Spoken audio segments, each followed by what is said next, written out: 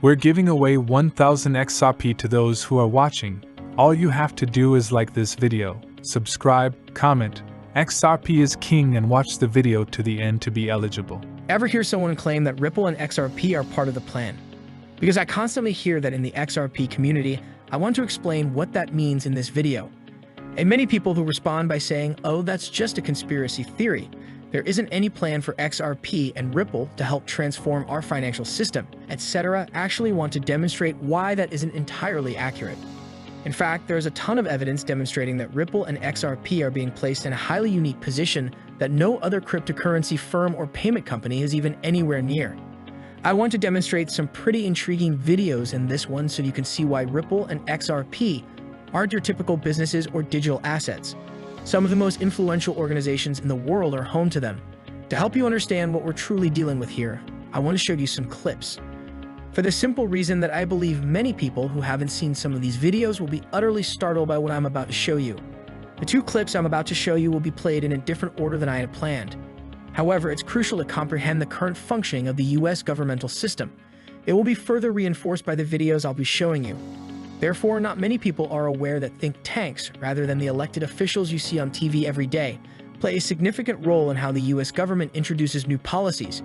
These think tanks are responsible for making the majority of the crucial decisions that will determine how the US will move forward in the future.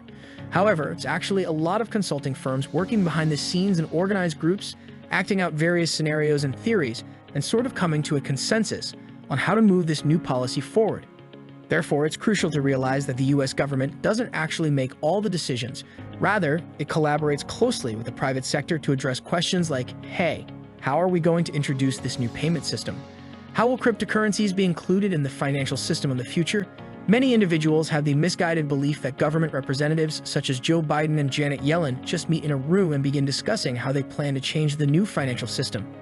Actually, that is not at all how it operates, and they merely serve as spokespersons for the forthcoming changes. After saying that, I want to show you a video that will really demonstrate how Ripple is collaborating with the most influential organizations in the world to modernize this financial system. But first, let me show you another video that will provide you with a bit more information on how these think tanks actually operate. And I believe that after seeing these videos, you guys will fully comprehend that Ripple is involved in some of the largest developments that are on the horizon. And it's no accident. This isn't a conspiracy theory. They are being actively sought out by the US government to develop XRP into a vital piece of future payment infrastructure. Pay attention, this is fascinating. I think we have come a long way since the initial days of Bitcoin and blockchain, where the narrative back then was down with banks, down with central banks, down with governments.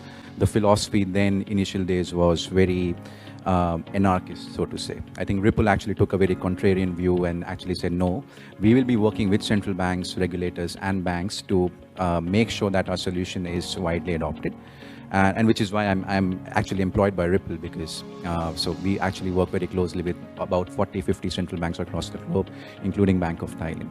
So Ripple has taken that approach of collaboration and education, as Mansa mentioned. There's think tanks, like what I'm just talking about is Andrew, are there people in the CIA and intelligence agencies that think about these things from like an economic standpoint? Like people outside of Powell and Yellen that just, kind of comfort the markets? Are there people that, there's think tanks, like what I'm just talking about? Does that happen? Yeah, essentially the way that we do it, Darren, is you don't trust that kind of calculation or assessment to a staffer. You don't keep that in-house. You go to a think tank and you work with think tanks, multiple think tanks, to get their assessments. So it's no secret that some of the closest partners with CIA and NSA are commercial entities, right? Booz Allen Hamilton, Deloitte, CACI, the list goes on, and they'll get multiple assessments every year from these individuals because they employ, effective economists, senior economists, and researchers, and they can come up with a sort of estimate about what is reasonable to expect in the next 12 to 24 months regarding macroeconomics and things of that sort. So it's better to outsource it to a specialty group or lean into any one of the relationships that we have with leading institutions, right? Colleges, universities, etc., because that's where the information comes from. And we trust American institutions because they're some of the leading institutions in the world. So it's very easy to kind of sign a 5-year. We trust American institutions because they're the best in the world. Andrew Busmani, CIA spy, says that the US government will pick certain big corporates with senior economic advisors that are able to plan for something that happens. So an example of this is BlackRock's going direct plan. What happened with BlackRock's going direct plan? Well, it was a white paper that laid out the entire response to C-19. The entire response. The government handing out stimulus checks, how the Fed would have to start buying junk bonds. Powell was not in control. BlackRock wrote a white paper that gave them directions on everything to do. So Powell may be the face, but it's this. And you know what's ironic about this is when I was asking questions to Andrew, he said, you know, you're seeing things conspiratorial. Well, how else am I going to see things? If you're telling me that there's senior economists from an American institution that gives directions to the Fed, that gives directions to the Treasury, right? They're controlling those organizations. Some outside corporate controls what's in front of us, right? So this was a bearable guy, Ripple, right? And that's what he's saying.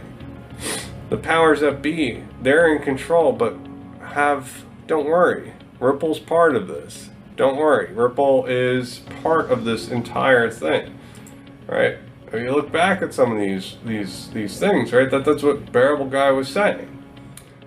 Now, we know this is true. You know how we know this is true? This is the Faster Payments Task Force. The Faster Payments Task Force is a coalition of large banks, large payment providers, the top of the top in the United States, came together and works directly with the Federal Reserve. Ripple is a part of this organization, has employees for this organization that represents the Faster Payments Task Force, like Ryan Zagone and others. This is a Ripple and U.S. Faster Payments Task Force. Transforming the way money moves, a special report, U.S. Faster Payments Council and Ripple on the transformative opportunities of crypto-enabled payments and what's leading providers expect next. So this is one of those think tanks that Andrew is describing.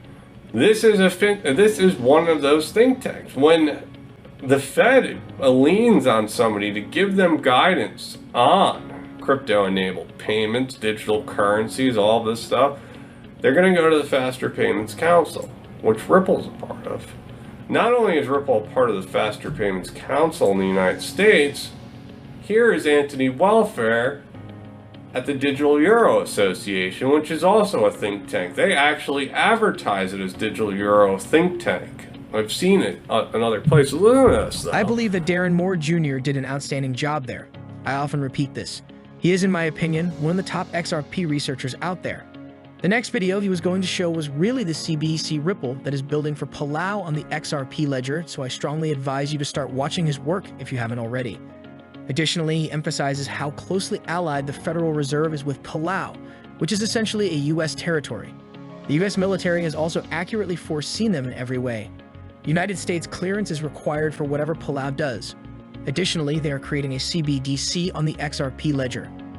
It appears to be a demo version of digital money from the U.S. Central Bank. What then do we know? As you can see from the movies I just showed you, Ripple collaborates with 50 central banks worldwide. For U.S. territory, live CBDCs are being constructed. What do we currently know?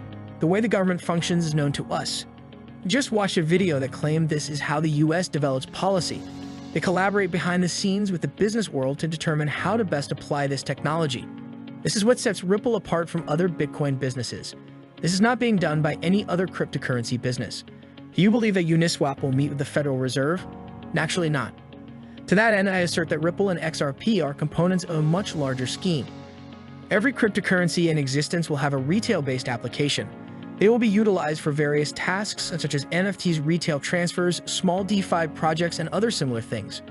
And while that may be very valuable in the future, it is absolutely unrelated to the infrastructure that Ripple and XRP are constructing in the background.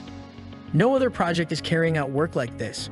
And the reason for this is that Ripple was the first cryptocurrency business from the beginning to collaborate with governments and banks to modernize their infrastructure for a new financial system that was built right into the internet of value. I hope that clarifies everything. I observe that many individuals struggle to comprehend this in its entirety. Few people are aware of how distinct Ripple and XRP are from the rest of the available cryptocurrencies. It's possible that some cryptocurrencies have a marginally better strategy. There may be a few cryptocurrencies that can perform a little bit better, but none of them have this and will probably never perform well. Anyway, I really appreciate you coming, guys. I trust you like this update. Make sure to subscribe if you do. It truly means a lot, at least for the moment.